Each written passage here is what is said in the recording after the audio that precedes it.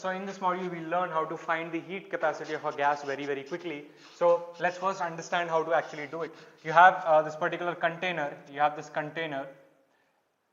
This container has some gas present. So this gas you apply some amount of heat Q, right? And you know that some of this heat will be utilized to increase the internal energy of the gas, and that is only when the temperature changes, by the way, and some of it will be used to do some work. So they are related using this quantity. Now most of the problems in thermodynamics will just ask you to use this one law, wherein two of these quantities, you have three quantities here, right? Three quantities.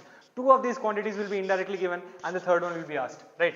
Two will be indirectly given. Sometimes they can be directly given, sometimes they are indirectly given, and then you have to just find the third quantity. Remember, the formula for delta U is always NCV delta T, no matter what the gas is, right?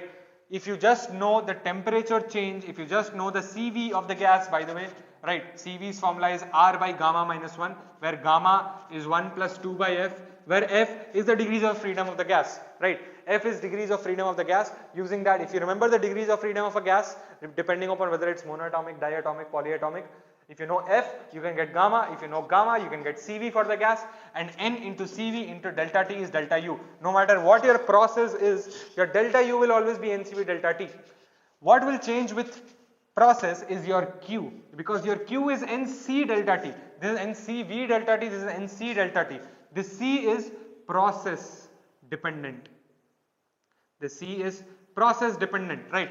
Also your work is integral PdV, right? So if you know pressure as a function of volume, you can always get this, right? But not always you'll easily be, you'll always have pressure as a function of volume easily available. So sometimes you can't actually calculate this.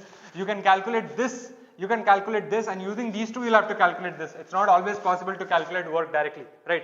So how do you get NC delta T? You should know the process first of all. This is your process. This PV power x equal to constants represents all process, whether it's your isothermal process, whether it's your adiabatic process, whether it's your isobaric process.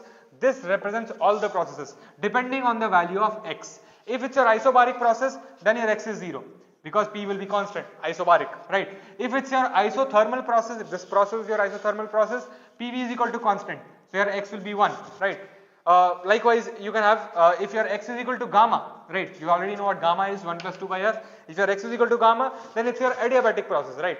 So, some 3 to 4 standard processes are taught to us. Likewise, you have multiple processes. Once you identify the process, you have to use this particular formula to calculate C, right? CV is already known to you because you know the gas. R by 1 minus x, once you get x, you can get R by 1 minus x, you can get C. Once you get C, you just need to find delta T to find Q, right? And that's how you'll you'll have to find two of these quantities, and the third one can actually be got using this particular equation.